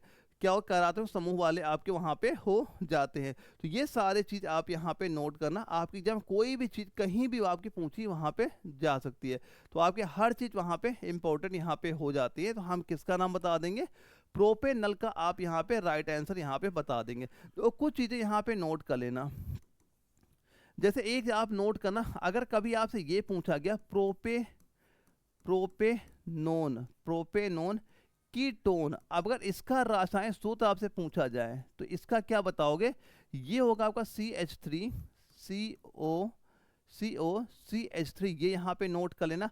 एक यहाँ पे नोट करना, ये एग्जाम में क्वेश्चन पूछा गया था कि जो आपका प्रोपेनॉल होता है, क्या प्रोपेनॉल अल्कोहल होता है, प्रोपेनॉल अल्कोहल होता है, अगर इसका पूछ लिया जाए तो क्या बताओगे, ये हो जाएगा C3H7OH, यहाँ पे आपका हो जाता है। ये कुछ इंपॉर्टेंट हो जाते हैं जो आपके एग्जाम में कहीं ना कहीं पूछे जाते हैं। जैसे आपका प्रोपेनल पूछा जा चुका है, तो प्रोपेनोन कीटोन भी आ सकता है, प्रोपेनल अल्कोहल भी आपसे पूछा जाता है। तो ये इनके कुछ फार्मूले हैं जो आपको पता वहाँ पे होने चाहिए, ताकि अगर हमारे एग्जाम में आता है तो ये क्वेश्चन हमारा गलत वहाँ पे ना हो। अगले क्वेश्चन की बात करते हैं जो कि आपका जबलपुर जेडारो में पूछा गया था, निम्नलिखित में से किसका ऑक्साइड लाल लिटमस को नीला कर देता है, मैग्नीशियम का है, फास्फोरस का है, सल्फर का या कार्बन का। तो क्या बताएंगे इस क्वेश्चन का राइट आंसर कि किसका ऑक्साइड होता है जो आपका लाल लिटमस को क्या कर देता है, नीला वहां पे कर देता है। तो क्या बताएंगे इसका राइट आंसर, आप सीधा सीधा क्या कहोगे, मैग्नीशियम का नाम। ऑप्शन नंबर ए आप बताना, राइट आंसर यहाँ पे आपका हो जाता है। क्योंकि दोस्तों आपका जो मैग्नीशियम ऑक्साइड होता है, क्या होता है, जो आपका मैग्नीशियम ऑक्साइड ये आपका वहाँ पे होता है, ये कैसा होता है, ये आपका क्षारीय होता है। कैसा होता है, क्षारीय वहाँ पे होता है। जो पानी में क्या होता है, ये आपका पानी में जैसी क्रिया होती है MgOH का होल ट्वाइस बनाता है, और ये आपका लाल लिटमस को क्या कर देता है, नीला वहाँ पे कर देता है। अब इसके बाद जितने आपके दिए गए सारे सारे क्या हो जाते हैं, आपके अम्लीय वहाँ पे हो जाते हैं, सारे क्या हो जाते हैं, हमारे अम्लीय वहाँ पे आपके हो जाते हैं। तो ऐसे क्वेश्चन आपके एग्जाम में आते हैं, और ऐसे क्वेश्चन आप पढ़ते भी वहाँ पे रहिएगा कि हो सकता है कौन सा क्वेश्चन आपके एग्जाम में कब वहाँ पे देखने को आपका मिल जाए। अगला क्वेश्चन आता है कि अच्छा ये बताओ, गैल्वेनाइजेशन की प्रक्रिया में लोहे पर क्या जमा वहां पे किया जाता है। ये जो प्रक्रिया दोस्तों आपके इंपॉर्टेंट यहाँ पे होती है, ये वैसे बिल्कुल बेसिक सा सवाल है, लेकिन हमारे एग्जाम में क्वेश्चन बनते हैं यहाँ से, और ऐसे क्वेश्चन को प्रैक्टिस भी अच्छे से वहाँ पे करते हुए चल रहा है, ताकि अगर एग्जाम में क्वेश्चन आए तो गलत वहाँ पे ना हो। इसका जो बिल्कुल बेसिक सवाल तो हो गया, फिलहाल इसका केवल आप आंसर वहाँ पे देख लो। वैसे कई सारे बच्चे हैं कमेंट भी वहाँ पे कर रहे हैं जिनके काफ़ी अच्छे आंसर वहाँ पे आ रहे हैं, इसका मतलब आपकी तैयारी बहुत अच्छी चल रही है। अब इन क्वेश्चन को पढ़ने का एक मतलब आपको ये भी पता चल रहा है कि आपको ये पता चल रहा है कि जो हमारा एग्जाम वहाँ पे होगा, हम जिस एग्जाम की वहाँ पे तैयारी कर रहे हैं उसका क्या लेवल है, यानी क्या पैटर्न वहाँ पे हमारा हो रहा है। तो आप इसका राइट आंसर सीधा सीधा क्या बता दोगे, जिंक यहाँ पे हो जाएगा, ऑप्शन नंबर ए वहाँ पे होता है। अब ये प्रक्रिया किस लिए वहाँ पे की जाती है, ये ऐसा इसलिए वहाँ पे किया जाता है कि लोहे को जंग लगने से वहाँ पे बचाया आपका जा सके, लोहे को जंग से बचाया वहाँ पे जा सके। अगला क्वेश्चन आता है, निम्नलिखित में से कौन सी सबसे अधिक अभिक्रियाशील है, क्या पूछा जा रहा है, सबसे अधिक अभिक्रियाशील धातु का नाम वहां बता दो। देखो इसका आंसर आप तब दोगे वहां पे दे पाओगे जब आपको पूरे क्रम वहां पता होना चाहिए कि सबसे ज्यादा अभिक्रियाशील कौन सी है, उनका एक आपका क्रम पता होना चाहिए। जैसे ये क्रम क्या हो जाएगा दोस्तों, यहाँ पे नोट करना, जैसे नंबर 1 पे आपको सोडियम यहाँ पे हो गया, क्या हो गया, आपने कहा सोडियम हो गया, इसके बाद जैसे कैल्शियम हो गया, ये क्रम आपको पता है, मैग्नीशियम कर दिया, एल्यूमिनियम आपने कर दिया, जिंक आपने यहाँ पे कर दिया, ठीक, ये क्रम आपको पूरा यहाँ पता होना चाहिए। इसके पहले यहाँ पे पोटेशियम भी कर लेना, सबसे आगे वो आपको वहाँ पे हो जाएगा, इसके बाद जिंक यहाँ पे हमने कर दिया, इसके बाद क्या आपका आयरन यहाँ पे आ जाएगा। यानी ये पूरा एक क्रम जो है मैं यहाँ पे आपको लिखा रहा हूँ, ये सीधा सीधा आपको पता होना चाहिए, तभी आप इनके आंसर वहाँ पे आप दे देंगे। सिल्वर हो जाएगा, सिल्वर के बाद क्या हो जाएगा आपका यहाँ पे गोल्ड हो जाएगा, ठीक है। तो यहाँ पे हमने देखा ये के है नहीं, सोडियम है नहीं हमारा, फिर क्या दिया, कैल्शियम आपका यहाँ पे दे रहा है, कैल्शियम। तो इन इन 4 ऑप्शन में हमारा राइट आंसर क्या हो जाएगा, आप कहोगे कैल्शियम सर, हम बताएंगे राइट आंसर, ऑप्शन ए आपका राइट आंसर हो गया। अगर यहीं पे ऑप्शन में सोडियम दिया होता तो हमारा आंसर क्या हो जाता, हम बताते सोडियम आपका राइट आंसर हो गया। लेकिन सोडियम ना देके हमें कैल्शियम दिया गया, वो आपका राइट आंसर यहाँ पे हो गया। अब देखो कैल्शियम को तो आपको यूज पता ही कहाँ कहाँ पे होता है। जैसे कैल्शियम से क्या होता है, अगर हमारे शरीर में कैल्शियम की कमी होती है, बोलते नहीं भाई आपकी हड्डियां कमजोर वहां पे हो गई, क्या हो गई, हड्डियां कमजोर वहां पे आपकी हो जाती हैं। तो ये आपका आपका राइट आंसर यहाँ पे हो जाता है। अब एक चीज़ ये भी ध्यान रखना कि अगर जो कैल्शियम में ज़्यादा दिक्कत हो रही है, ज़्यादा कमी वहाँ पे हो जाती है, तो इससे क्या होता है, हमारी हड्डियाँ कमज़ोर हो जाती है, जिसे हम लोग एक किसी रोग के नाम से जानते हैं। तो उस रोग का नाम ये नोट कर लेना, रोग का नाम क्या होता है आपका, ऑस्टियोपोरोसिस, ऑस्टियोपोरोसिस होता है। ये नामक एक रोग आपको यहाँ पे होता है। इस रोग में क्या होता है, हमारी जो हड्डियाँ होती हैं उनमें बारीक बारीक छेद टाइप वहाँ पे हो जाते हैं, यानी अंदर से इतनी कमजोर हो जाती है कि हल्का फुल्का झटका लगता है, कहीं से अगर अचानक आप गिर जाते हो तो वो आपकी हड्डी बिल्कुल वहाँ से टूट जाती है। तो ये क्वेश्चन आता है कि कैल्शियम की कमी से हमारी हड्डियों में वयस्कों में कौन सा रोग होता है, तो आप क्या बताओगे, ऑस्टियोपोरोसिस नामक एक रोग आपका वहाँ पे देखने को मिल जाता है। अगला क्वेश्चन ध्यान से पढ़िए, बताइए राइट आंसर क्या होगा। इसमें दिया जा रहा है निम्नलिखित में से कौन सबसे अधिक आघात वर्धनीय धातु यहाँ पे है, इसका भी आपका क्रम पता होना चाहिए, तब आप इसका राइट आंसर वहां पे दे पाएंगे। देखो सबसे पहला सबसे ज्यादा किसका बताओगे, आप कहोगे हम बताएंगे गोल्ड हो गया। गोल्ड के बाद फिर किसका नंबर आता है, आप कहते हैं सिल्वर का नंबर आता है। सिल्वर के बाद किसका नंबर आएगा, आप कहोगे कॉपर का नंबर आता है। कॉपर के बाद किसका नंबर बताओगे, एल्यूमिनियम का आता है। फिर किसका आएगा, आप कहोगे टिन का यहाँ पे आता है। तो यहाँ पे हम देख रहे हैं भाई हमें पहला ही मिल गया, गोल्ड ही हमारा मिल गया। यानी गोल्ड का आप ये मान चलना, अगर जो सोना होता है, गोल्ड होता है, अगर उसका 1 ग्राम सोना आप वहां पे ले लो, उससे कम से कम आप 2 किलोमीटर पतला तार वहां पे बना सकते हो। 1 ग्राम सोने से लगभग 2 किलोमीटर आपका पतला तार तक वहां पे बन सकता है, इतना आपका आघात वर्धनीय आपका वहां पे हो जाता है। अब यहाँ गोल्ड की बात हो रही है तो कुछ चीजें और आपको पता होनी चाहिए। जैसे ये बताओ गोल्ड का घनत्व कितना वहां पे होता है, तो क्या बताओगे, इसका घनत्व हो जाएगा 19.3 ग्राम प्रति सेंटीमीटर क्यूब यहाँ पे हो जाता है। या ये बताओ गोल्ड कौन कितने टेम्परेचर में पिघलना स्टार्ट वहां पे हो जाता है, यानी उसका अगर ये पूछ लिया जाए उसका पिघलन बिंदु बताओ क्या वहां पे हो जाएगा, 1064 डिग्री सेंटीग्रेड आपका यहाँ पे पिघलन बिंदु आपका हो जाता है। तो ये सारे पॉइंट एक बार यहाँ पे नोट कर लेना, आपके एग्जाम में क्वेश्चन यहाँ से बिल्कुल आपको देखने को मिल जाएंगे। अच्छा ये पूछा गया है जंग लगने के लिए 3 जो घटक आवश्यक कौन से होते हैं, यानी जब किसी मान लो लोहे में जो जंग लगता है उसमें कौन से ऐसे 3 घटक हैं जो बहुत ज्यादा आवश्यक वहां पे होते हैं, इन ऑप्शन में बताना राइट आंसर क्या हो जाएगा, जो कि सीधा सीधा आपका जयपुर जडावरों में हमारा क्वेश्चन ये पूछा गया था। तो इसका राइट आंसर आप यहाँ पे क्या कह दोगे, एक तो हमारे चाहिए आयरन होना चाहिए, जिसे लोहा तो भाई होगा उसे में जंग लगेगा। इसमें अगर ऑक्सीजन हो गया वहां पे और ऑक्सीजन साथ नमी वहां पे हो गई तो क्या कहेंगे, उसमें क्या लग जाएगी, जंग वहां पे आपकी लग जाती है। तो हम क्या कह देंगे, ऑप्शन नंबर सी आपका राइट आंसर यहाँ पे हो गया। देखो जैसे कि अगर इसका हम केमिकल फार्मूला नोट करना, जैसे आपका ये हो गया आयरन हो गया, यहाँ पे हो गया आपका ऑक्सीजन हो गया, जैसे आपका जल ये आपका हो गया, ठीक। ये जब क्रिया होती है क्या बन जाएगा, ये हो जाएगा आपका FeOH का होल थ्राइस। ये आपकी क्या हो जाता है, इलेक्ट्रो आपका केमिकल प्रक्रिया वहां पे हो जाती है, जो क्या होती है एक प्रकार का जंग वहां पे जो आपका लगता है ये होता है। क्या होता है, एक आपका आयरन हो गया, ऑक्सीजन हो गया, जल हो गया, ये तीनों जब होते हैं तो क्या होता है, लोहे में क्या होती है, जंग लगना आपके स्टार्ट वहां पे हो जाती है। अगला क्वेश्चन आता है ये बताओ जो मार्बल कैंसर क्या वहां पे होता है, क्या पूछा गया, मार्बल कैंसर क्या है। मार्बल खदानों के कारण जानवरों में बीमारी, अम्ल वर्षा के कारण मार्बल का संचरण, खदानों में काम करने से मनुष्यों में कैंसर, मार्बल खदानों के कारण मिट्टी का क्षरण। तो क्या पूछा गया, मार्बल कैंसर वहां पे क्या होता है, तो मार्बल कैंसर के लिए आप क्या बताओगे राइट आंसर, ये दोस्तों होता है अम्ल वर्षा के कारण मार्बल का संक्षारण, यानी मार्बल पत्थर का कमजोर होना, ये आपका वहां पे राइट आंसर वहां पे हो जाता है।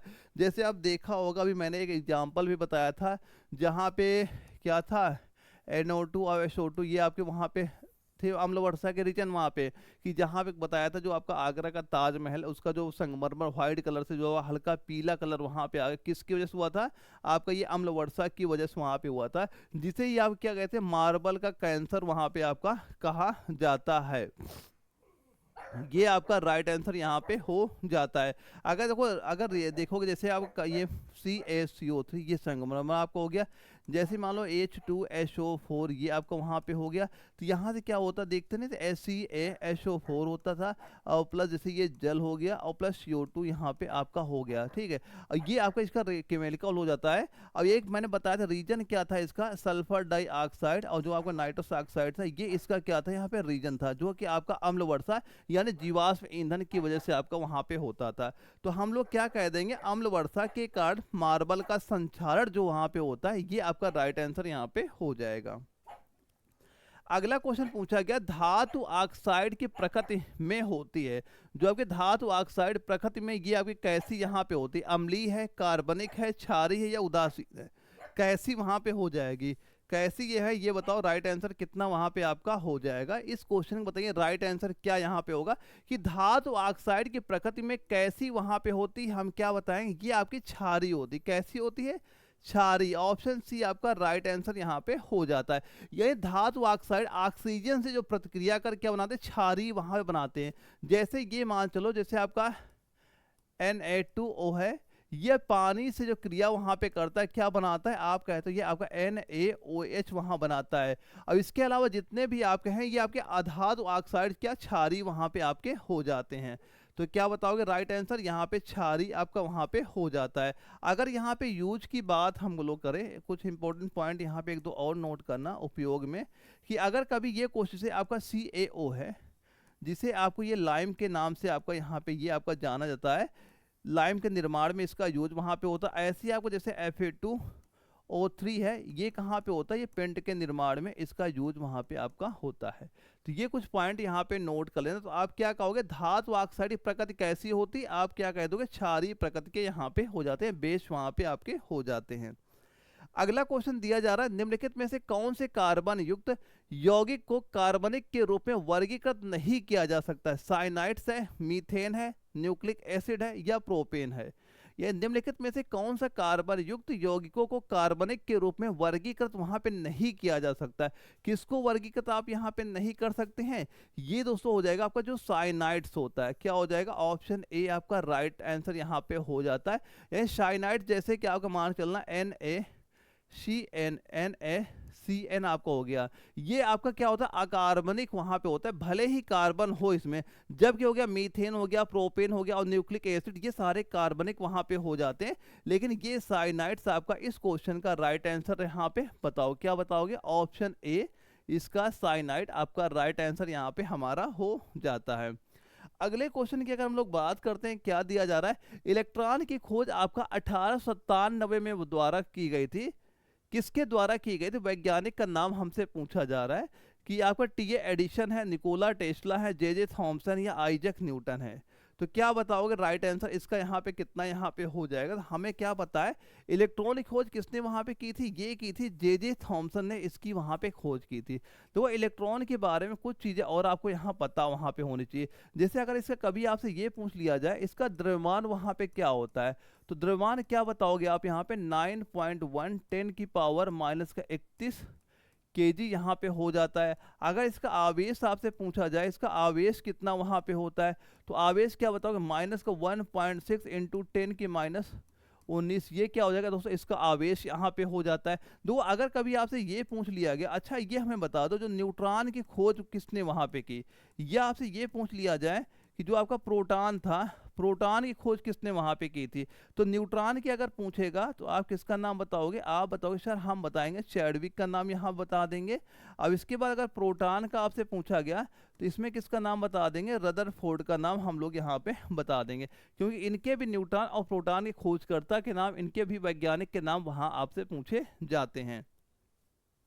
अगला क्वेश्चन क्या दिया जा रहा है कि विलियम क्रुक्स एक भौतिक रसायनज्ञ थे जिन्होंने कौन से तत्व की खोज वहां पे की और उसका क्या नाम वहां पे दिया, उसका नाम पूछा जा रहा है, नाम क्या है, प्लूटोनियम है, आपका बेरिलियम है, थैलियम है या जर्मेनियम है।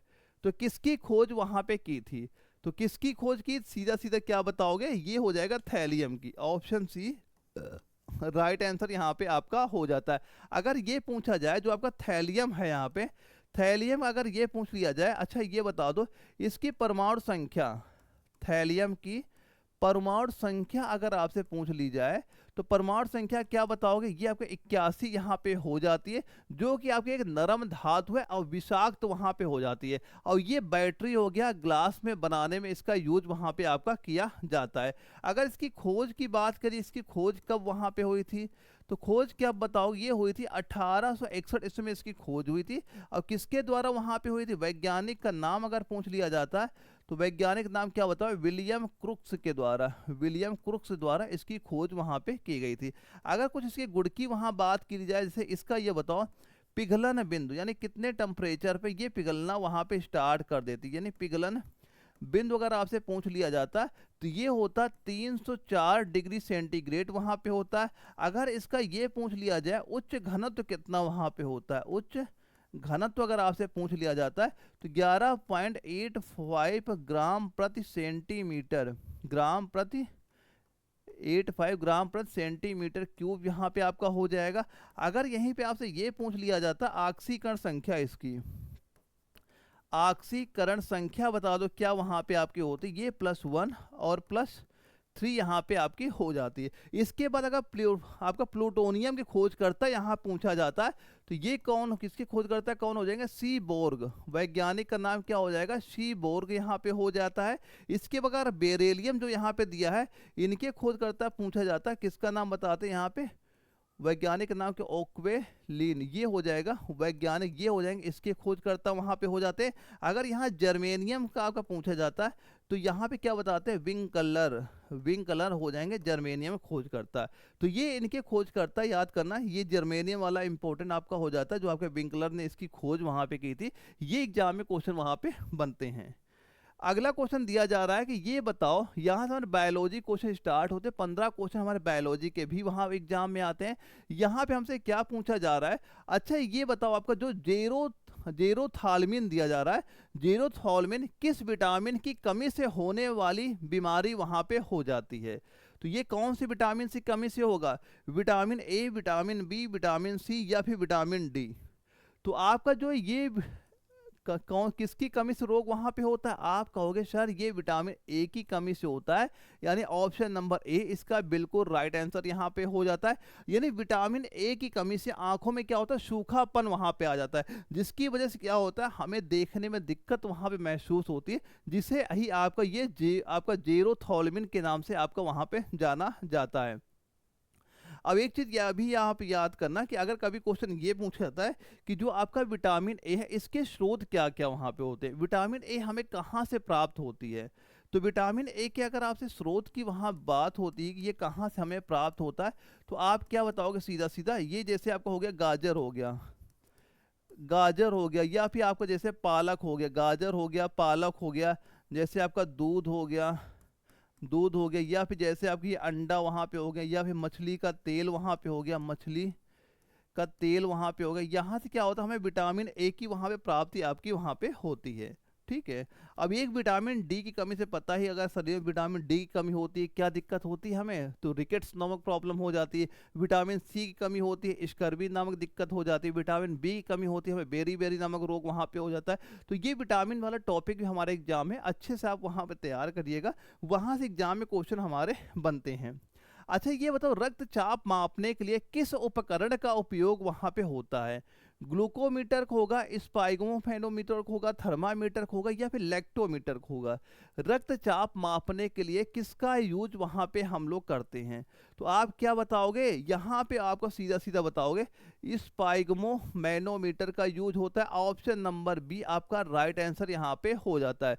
अब यहाँ पे देखो एक चीज ये याद कर लेना कि जो आपका सामान्य, क्या बताओगे? सामान्य जो आपका रक्तचाप होता है, सामान्य रक्तचाप जो आपका ये होता है, कितना होता है? आप कहोगे ये होता है आपका 120/80। ये आपका सामान्य रक्तचाप आपका वहां पे हो जाता है। जहां पे क्या 120 जो आपका यहाँ पे ये दिया जा रहा है, ये ये क्या होता है आपका सिस्टोलिक वहाँ पे होता है, और ये जो आपका 80 यहाँ पे होता है ये आपका डायस्टोलिक वहाँ पे आपका होता है।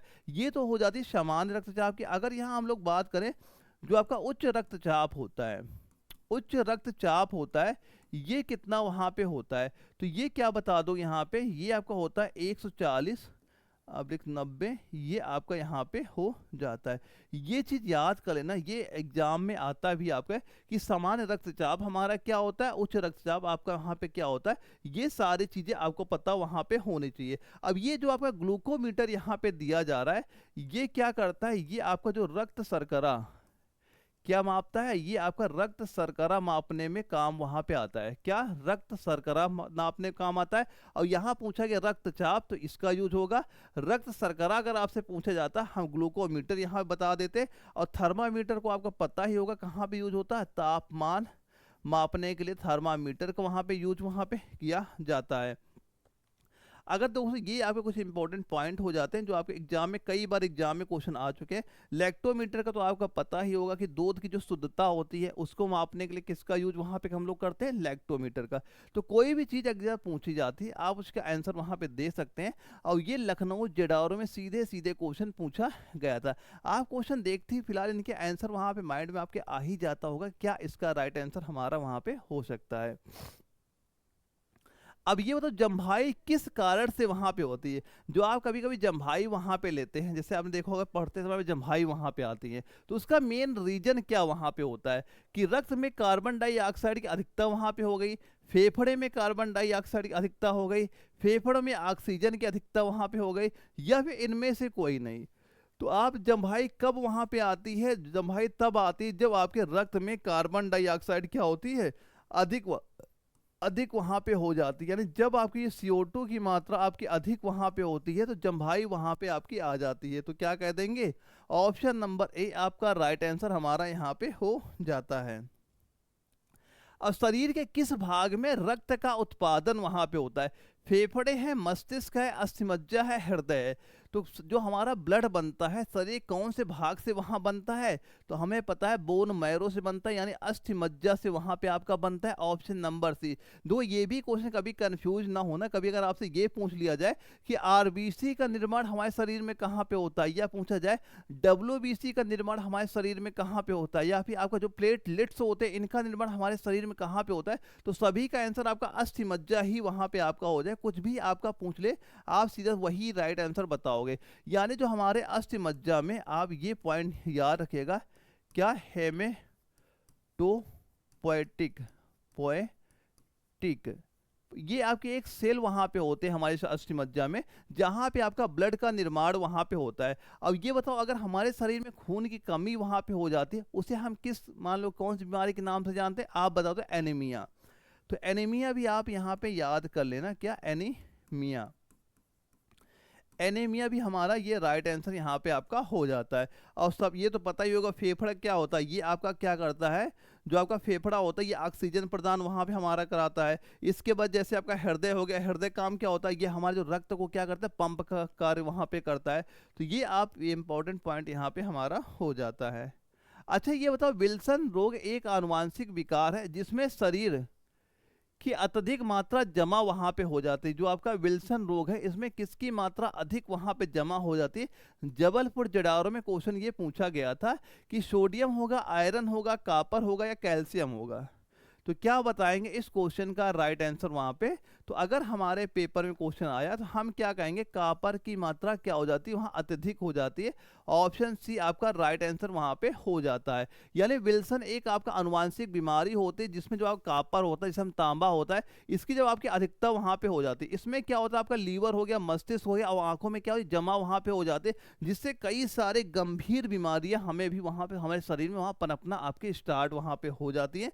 तो क्या बताओगे, कॉपर एंड तांबा आपका राइट आंसर इस क्वेश्चन का हमारा हो जाता है। अगले क्वेश्चन की बात करेंगे, निम्नलिखित में से कौन सी संक्रामक बीमारी है, अस्थमा, स्कर्वी, मिजल्स या डायबिटीज। इनमें से कौन सी हमारी संक्रामक बीमारी है, ये पूछा जा रहा है। संक्रामक बीमारी कौन सी इनमें से हो जाएगी, तो इसमें क्या बताओगे, सीधा सीधा जो आपको ये मिजल्स यहाँ पे दिया जा रहा है, क्या दिया गया, मिजल्स। ऑप्शन सी आपका राइट आंसर यहाँ पे हो जाता है। मिजल्स को आपको एक खसरा के नाम से भी एग्जाम में क्वेश्चन वहां पूछा जा सकता है, खसरा पूछ सकता है। इसके लक्षण दोस्तों कई सारे होते हैं। पहले तो ये नोट करना कि मिजल्स में एक आपका वायरस होता है, उस वायरस का नाम क्या होता है, तो बताओगे वहां पे क्या, पैरा माइक्सो वायरस, ये वायरस का नाम वहां पे आप नोट कर लेना। इसी की वजह से क्या होता है, जो हमारा श्वसन तंत्र होता है उसमें ये आपका फैलता है, वहां पे ये वायरस वहीं पे आपका फैलता है, जिससे कि आपका खसरा के नाम से आपका जाना जाता है। इसके लक्षण दोस्तों मैंने क्या बताया वहां पे, जैसे अगर आपको बुखार आ रहा है, क्या आ रहा है आपको, इसके लक्षण क्या बता दो, जैसे आपका बुखार हो गया, खांसी हो गया, बुखार बता दिया आपने, या खांसी हो गया, या अगर शरीर में आपके चकत्ते बहुत ज़्यादा वहाँ पड़ रहे हैं, ये क्या हो जाते हैं, कुछ आपके इसके लक्षण हो जाते हैं। अगर ये क्वेश्चन पूछा जाएगा, जैसे खसरा होता है, ये फैले ना किसी को, इसके लिए एक वैक्सीन वहाँ पे आती है। उस वैक्सीन का नाम क्या वहाँ पे होता है, उस वैक्सीन को हम लोग बोलते हैं MMR। इस वैक्सीन के नाम से आपकी वहाँ पे जाननी जाती है। ये क्या होता है, खसरा की वैक्सीन वहाँ पे आपकी लगाई जाती है। तो क्या बताओगे, मिजल्स यानी खसरा आपका राइट आंसर यहाँ पे हो जाता है। अगला क्वेश्चन आता है कि स्तनपान के दौरान स्तन से दूध निकालने के लिए कौन सा हार्मोन वहां पे जिम्मेदार होता है। पहला हार्मोन है आपका प्रोजेस्टेरोन दिया गया, दूसरा आपका एस्ट्रोजन दिया गया, तीसरा आपका ऑक्सीटोसिन है, और चौथा आपके प्रोलैक्टिन यहाँ पे है। तो कौन सा हार्मोन्स हमारा जिम्मेदार वहां पे हो जाता है, तो उस हार्मोन्स का नाम सीधा सीधा आपको क्या बताना है, ये आपका हो जाएगा ऑक्सीटोसिन, जो आपका हार्मोन होता है। ऑप्शन सी आपका राइट आंसर यहाँ पे हो जाता है।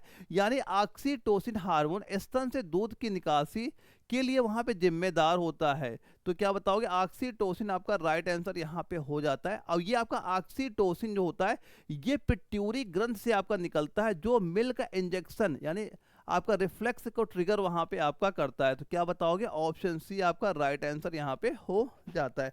अब ये आपको जो प्रोलैक्टिन यहाँ पे दिया जा रहा है, ये दूध उत्पादन के लिए जिम्मेदार वहां पे होता है, निकासी के लिए नहीं। जो आपको ये प्रोलैक्टिन हार्मोन दिया जा रहा है, ये क्या बताओगे यहाँ पे, ये दूध के उत्पादन के लिए आपका जिम्मेदार वहां पे हो जाता है। इसके बाद दोस्तों यहाँ पे एक एस्ट्रोजन दिया जा रहा है, और यहाँ पे आपका एक प्रोजेस्टेरोन दिया जा रहा है। ये क्या होता है, ये जो आपके दो हार्मोन यहाँ पे दिए जा रहे हैं, ये गर्भावस्था में क्या होता है, स्तन विकास में काफी ज्यादा मदद वहां पे आपके करते हैं वहां पे। तो इसका राइट आंसर क्या बता दोगे, ऑप्शन नंबर सी हमारा राइट आंसर यहाँ पे हो जाता है। अब ये बताओ, रिकेट्स किस अंग प्रणाली से वहां पे जुड़ी बीमारी होती है। तो भाई हमें पता है रिकेट्स कहाँ पे दिक्कत होती है, ज्यादातर इसमें होता है जो हमारे पैर होते हैं वो टेढ़े वहां पे हो जाते हैं, या फिर क्या दूसरी दिक्कत क्या होती है, जो हमारे शरीर में सीना हो गया, छाती हो गया, उसमें कोई सारा विकार वहां पे उत्पन्न हो जाता है। तो हम कह सकते हैं ये हमारा कंकाल तंत्र से संबंधित हो जाता है। तो ऑप्शन बी आप यहाँ पे टिक कर देते हैं। तो और जो रिकेट्स होता है, कौन सी विटामिन की कमी के कारण होता है, कभी पूछा गया तो आप क्या कहोगे, विटामिन डी की कमी से रिकेट्स रोग हो जाता है। और विटामिन डी के स्रोत अगर कभी पूछा जाए, सबसे बड़ा स्रोत तो आपका यही हो जाता है, धूप वहां पे हो जाती है, यानी सूर्य का प्रकाश वहां पे हो जाता है। इसके अलावा जैसे आपका अंडे हो गया, दूध हो गया, हरी सब्जियां हो जाती हैं, ये सारे आपके क्या होते हैं, विटामिन डी के आपके स्रोत भी आपके वहां पे हो जाते हैं। अगर अगला क्वेश्चन आता है कि हमारे शरीर में कौन सी कोशिकाओं को लोकप्रिय रूप से मानव शरीर का सैनिक के नाम से आपका जाना जाता है। तो मानव शरीर का सैनिक किसे हम लोग कहते हैं वहां पे, तो हमें सभी को पता है कि जो आपके सफेद रक्त कोशिकाएं होती हैं, जिनको हम लोग WBC के नाम से वहां पे जाना जाता है, इसको क्या कहते हैं, मानव शरीर का सैनिक वहां पे कहा जाता है। किस वजह से कहा जाता है, ये क्या करता है, जैसे हमें कोई एक बीमारी वहां पे होती है, तो उस बीमारी को हमें शरीर से बचाने के लिए कौन वहां पे लड़ाई करता है, कौन लड़ता है, वो WBC आपका वहां पे लड़ता है। इसी वजह से आपका जो सफेद रक्त कोशिकाएं WBC आपका राइट आंसर यहाँ पे हो जाता है। अगर क्वेश्चन पूछा गया WBC का यानी कि ये कहाँ से उत्पन्न होती हैं, तो क्या बताओगे, अस्थिमज्जा से वहां पे उत्पन्न होती है। कहाँ से, अस्थिमज्जा। अभी मैंने बताया, चाहे RBC का पूछे, चाहे आपका WBC का पूछे, चाहे प्लेटलेट्स का पूछे, सभी का आंसर क्या हो जाएगा, अस्थिमज्जा ही आपका वहां पे राइट आंसर वहां पे हो जाता है। अगर ये क्वेश्चन पूछा जाए कि WBC की संख्या हमारे शरीर में कितनी वहां पे हो जाती है, तो आप बताओ क्या, 4000 से लेके 11000 आपका प्रति माइक्रोलीटर, ये आपका राइट आंसर यहाँ पे हो जाएगा। इतनी संख्या हमारी वहाँ पे आपकी हो जाती है। और जो आपका ये WBC को सैनिक कहने का रीजन क्या वहाँ पे होता है, ये नोट कर लेना। ये क्वेश्चन पूछा गया था, फागोसाइटोसिस, फाइगोसाइटोसिस जो प्रक्रिया हमारे इसकी वहाँ पे होती है, WBC को सैनिक कहने का कारण क्या होता है, फाइगोसाइटिस जो आगे प्रक्रिया होती है, इसी वजह से WBC को हमारे शरीर का क्या कहा जाता है, सैनिक के नाम से हम लोग इसे वहाँ पे जानते हैं। तो क्या कह दोगे, ऑप्शन नंबर बी आपका राइट आंसर यहाँ पे हो जाता है। अब ये बताओ एस्कॉर्बिक एसिड का लोकप्रिय नाम बताओ क्या है। एस्कॉर्बिक एसिड कौन से विटामिन को वहां पे कहा जाता है, तो क्या बताओगे, एस्कॉर्बिक एसिड कौन से विटामिन को कहा जाएगा, आप सीधा सीधा क्या कह दोगे, विटामिन सी को वहां पे कहा जाता है। ऑप्शन नंबर डी आपका राइट आंसर यहाँ पे हो जाता है। अब ये भी पता होगा कि विटामिन सी की कमी से हमें कौन सा रोग होता है, आप कहते हो स्कर्वी नामक रोग हो जाता है। और स्कर्वी में क्या होता है, जो हमारे मसूड़े वहां पे होते हैं उनमें क्या होता है, सूजन वहां पे आ जाती है, या मसूड़े से खून आना स्टार्ट हो जाता है। ये क्या होता है, सारे सारे आपके जो स्कर्वी नामक रोग की वजह से वहां पे होता है। अब ये भी क्वेश्चन पूछा जाता है कि अच्छा ये बताओ विटामिन सी के स्रोत कौन से वहां पे होते हैं, तो क्या बताओगे, जितने हमारे खट्टे फल होते हैं, जैसे आपका आंवला हो गया, नींबू हो गया, संतरा हो गया, ये सारे क्या होते हैं, विटामिन सी के आपके स्रोत वहां पे आपके हो जाते हैं। अब अगर क्वेश्चन ये पूछा गया, विटामिन जो आपका सी यहाँ पे दिया जा रहा है, ये बताओ इसकी खोज किसने वहां पे की थी, तो वैज्ञानिक कौन वहां पे बताओगे, तो वैज्ञानिक का नाम हो जाएगा यहाँ पे जेम्स लिंड। जेम्स लिंड ये वैज्ञानिक का नाम वहां पे हो जाता है। इसके बाद ये तो पता ही होगा, जैसे विटामिन ए हो गया, विटामिन ए को हम किस नाम से जानते हैं, आप कहोगे रेटिनॉल। किस नाम से आपको ये जाना जाता है, आप कहते हैं रेटिनॉल के नाम से जाना जाता है। विटामिन B12 आपका दिया जा रहा है, इसको हम किस नाम से जानते हैं, आप बताओ यहाँ पे क्या, कोबालामिन के नाम से आपको ये वहाँ पे जाना जाता है। क्या होता है, कोबालामिन के नाम से जाना जाता है। विटामिन के यहाँ पे दिया जा रहा है, इसको हम लोग किस नाम से जानते हैं, आप कहो क्या, फाइलोक्विनोन के नाम से आपको वहाँ पे जाना जाता है। तो ये क्या हो जाते हैं, जो आपके विटामिन है इनके जो अन्य नाम क्या वहाँ पे हो जाते हैं, जिनको हम लोग वहाँ पे जानते हैं। तो सारी चीज़ें आपको पता वहाँ पे होनी चाहिए। अगर ये क्वेश्चन आता है कि जल में घुलनशील विटामिन कौन कौन से वहाँ पे होती है, तो जो आपका बी कॉम्प्लेक्स होता है ये जल में घुलनशील हो जाता है। और ये विटामिन जो सी की बात यहाँ पे चल रही, ये भी जल में घुलनशील वहाँ पे होता है, क्योंकि जल में घुलनशील विटामिन और वसा में घुलनशील विटामिन ये दोनों वहाँ पे आते हैं। तो विटामिन जो आपका बी हो गया, विटामिन सी, ये जल में घुलनशील हो जाता है। इसके अलावा जो विटामिन होते हैं वो आपके वसा में घुलनशील वहां पे आपके हो जाते हैं। अब ये बताओ माइक्रोस्कोप से देखी जाने वाली कोशिकाओं, ऊतकों और अंगों की सूक्ष्म संरचना का अध्ययन क्या कहलाता है, हिस्टोलॉजी है, इचियोलॉजी है, एंटोमोलॉजी है, या आपका पोलियो एंटोलॉजी हो जाएगा। तो क्या बताओगे वो क्या कहलाता है वहां पे, तो वो क्या कहलाएगा, हिस्टोलॉजी। ऑप्शन ए हिस्टोलॉजी वहां पे कहलाता है। क्या बताओगे, हिस्टोलॉजी। ऑप्शन नंबर ए आपका राइट आंसर यहाँ पे हो जाता है। अगले क्वेश्चन की बात करते हैं, क्या दिया जा रहा है, जूलॉजी की कौन सी शाखा उभयचरों, कौन शाखा जो आपका उभयचरों के अध्ययन से संबंधित है, हर्पेटोलॉजी है, मार्फोलॉजी है, या एथोलॉजी है, या आपका मैमोलॉजी है। तो उभयचरों के अध्ययन से संबंधित कौन सी जूलॉजी की शाखा वहां पे होती है, उस शाखा को हम लोग क्या कहते हैं, हर्पेटोलॉजी कहा जाता है। यानी ऑप्शन नंबर ए इसका आपका राइट आंसर यहाँ पे हो जाता है। उभयचर से आप समझ सकते हो जो जल और थल में दोनों जगह रह सकते हैं, जैसे आपका मेढक हो गया, जो जल में भी रहता है थल में भी रहता है, वो किस में आते हैं, उभयचर में आते हैं। वैसे वो जो सरीसृप में कौन से आते हैं, जो रेंगते हुए वहां पे चलते हैं, वो किस में आते हैं, सरीसृप में वहां पे आपके आ जाते हैं। एक एग्जाम में क्वेश्चन कई बार ये पूछा जाता है, नोट करना आपका, ये पेपर कई बार आपके पूछा जा चुका, ऑर्निथोलॉजी, इसमें किसका अध्ययन वहां पे आपका किया जाता है। तो इसमें किसका अध्ययन आप बताओगे, आप सीधा सीधा कहोगे जो आपके पक्षी होते हैं। सीधा क्वेश्चन आ गया, जो पक्षियों का अध्ययन, पक्षियों का अध्ययन आपका जूलॉजी की कौन सी शाखा के अंतर्गत वहां पे आता है, तो क्या नाम बताओगे, आपका ऑर्निथोलॉजी के अंतर्गत वहां पे आपका हो जाता है। इंपॉर्टेंट है, ये पेपर में बहुत बार एग्जाम में क्वेश्चन पूछा गया कि पक्षियों का अध्ययन मतलब किसके अंतर्गत आपका वहां पे आ जाता है। अगला क्वेश्चन आता है, निम्नलिखित में से कौन सा पौधा मांसाहारी है, इनमें से कौन सा पौधा ऐसा है जो आपका मांसाहारी है? यानी साइप्रस वाइन है, वीनस आपका फ्लाइट्रेप है, या आपका अमरिलिश हो जाएगा, या आपका हायसिंथ हो गया। तो किसका कौन सा पौधा ऐसा होता है जो आपका मांसाहारी वहां पे होता है? तो मांसाहारी पौधा इसमें कौन सा है आपका, बताओगे? वीनस फ्लाइट्रेप यहाँ पे हो जाएगा। ऑप्शन नंबर बी आपका राइट आंसर यहाँ पे हो जाता है। यानी जो आपका वीनस फ्लाइट्रेप एक मांसाहारी पौधा दोस्तों होता है जो कीड़ों को फंसाकर आपका पोषण वहां प्राप्त करता है। अब ये आपका मुख्य रूप से नाइट्रोजन की कमी वाली मिट्टी में पाए जाते हैं। यानी अगर ये क्वेश्चन आता है कि ये बताओ जो मांसाहारी वाले पौधे होते हैं ये कौन सी मिट्टी में वहां पाए जाते हैं, तो जौन सी मिट्टी में नाइट्रोजन की कमी वहां पे होती है वहां पे ये पौधे आपके पाए जाते हैं, जो आपके मांसाहारी पौधे वहां पे होते हैं। तो क्या बता दोगे? ये आपका मांसाहारी पौधा हमारा यहाँ पे हो जाता है। अगले क्वेश्चन की बात करते हैं कि तितली के कायांतरण में तीसरा चरण कौन सा होता है?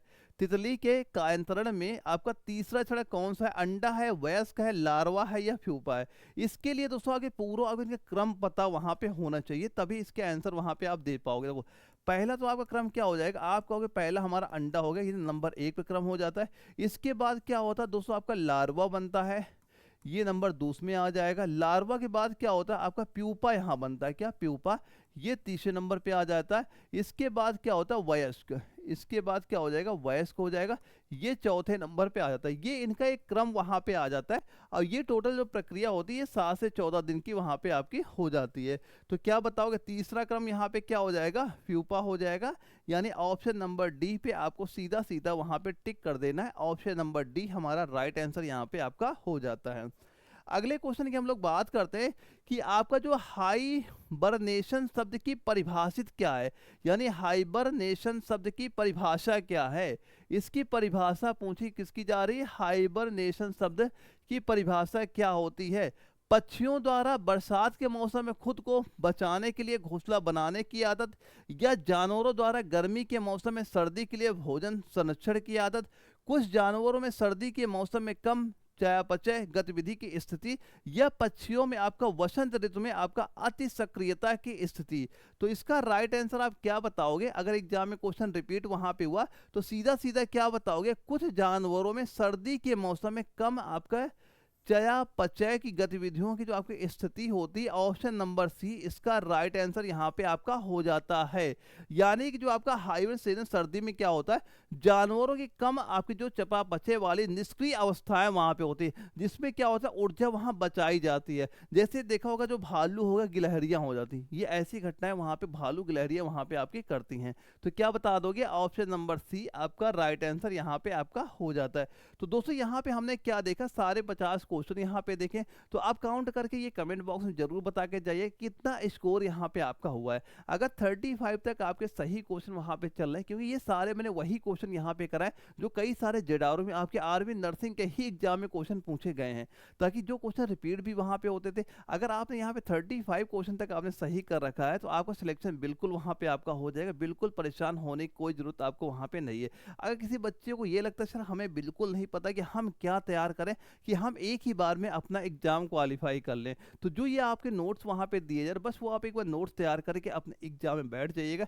इस नोट्स के बाहर आपका एक भी क्वेश्चन वहाँ पे नहीं जाएगा, क्योंकि सारे ये नोट्स आपको 2026 जो एग्जाम वहाँ पे होने वाला है उसी के अकॉर्डिंग सारे नोट्स वहाँ पे तैयार किए गए, जो आपका न्यू अपडेटेड सिलेबस के अकॉर्डिंग, ताकि आप वो चीज़ें पढ़ो जो हमारे एग्जाम में क्वेश्चन पूछे जाते हैं। अगर किसी कोई बच्चे का डाउट भी होता है तो स्क्रीन व्हाट्सअप नंबर मेरा शो कर रहा है, मुझे व्हाट्सअप पे मैसेज कर सकते हैं। जो भी आपका डाउट होगा वो आपका बिल्कुल वहाँ पे क्लियर कराया जाएगा। तो ओके दोस्तों, कल हम लोग फिर मिलेंगे 7 बजे एक अगले प्रैक्टिस सेट के साथ। तब तक के लिए जय हिंद।